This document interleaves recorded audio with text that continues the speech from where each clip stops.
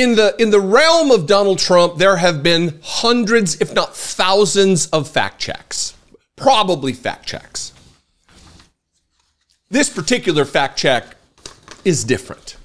It is rapid fire, and it really goes to show the depths to which Donald Trump will sink and drag America in service to his ambition, as in service to him attempting to get himself out of trouble, because once he's in charge of the DOJ again, all of the investigations are going away.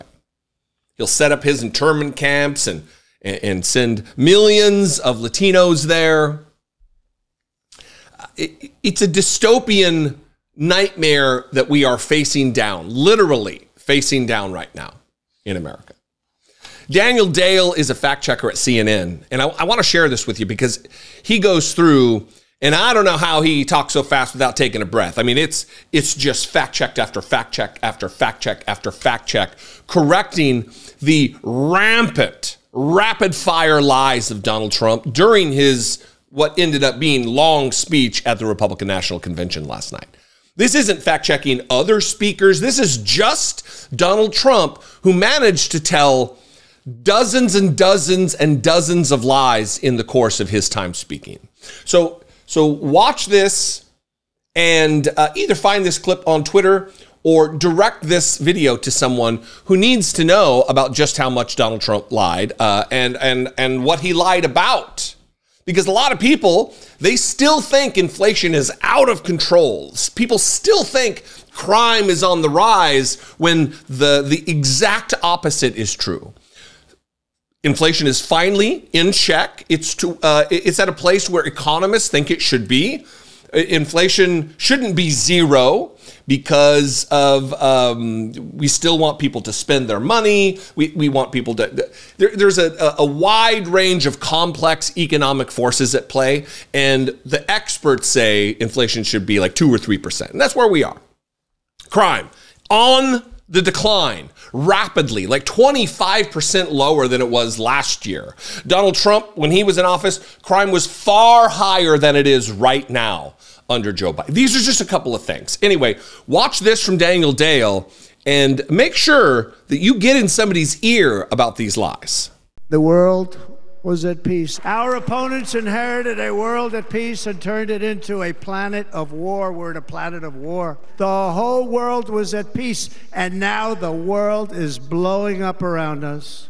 This is false. Trump did not achieve world peace when he was president, certainly wasn't at peace when he left office. There were active wars or armed conflicts in dozens of nations in 2020, 51 by one research institution's count, and then 51 again in 2021. Trump handed President Biden ongoing civil wars in Yemen and Syria, of course an unresolved Israeli-Palestinian conflict, Israeli-Iranian conflict, a war in Ethiopia. I could go on for a while, but I don't have time because there were so many other false claims. So let's adjust some of those, not even all of them. He repeated his usual lie about Democrats having cheated in the 2020 election. It's nonsense. He said crime is going up. The opposite is true. It's gone sharply down in 2023 and early 2024, is now lower than it was under Trump in 2020. He said we have the worst inflation we've ever had. Again, not even close. It is 3% right now. The U.S. record is 23.7%. He said there was no inflation under him. It was low, of course, but not non-existent. It was 8% total for his presidency, 1.4% year over year in the month he left office.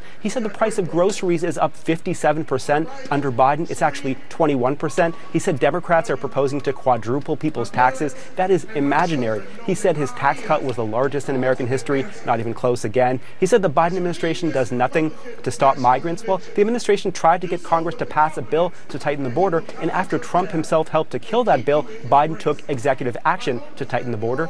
Trump said he stopped human trafficking. Again, not true. He said China stopped buying oil from Iran under him. Also did not happen. He said foreign governments are deliberately sending criminals and mental health patients to the U.S. as migrants. His own campaign has been unable to provide proof for that. I certainly haven't found any myself. He said we defeated ISIS, 100% of ISIS, in a couple of months. In fact, the ISIS caliphate was declared fully liberated more than 2 years into his presidency. And there were other exaggerations about trade with China, about North Korean missile launches, about gas prices, about IRS agents. So it just went on and on and on in terms of falsehood, just like the speech went on and on and on itself. Jake?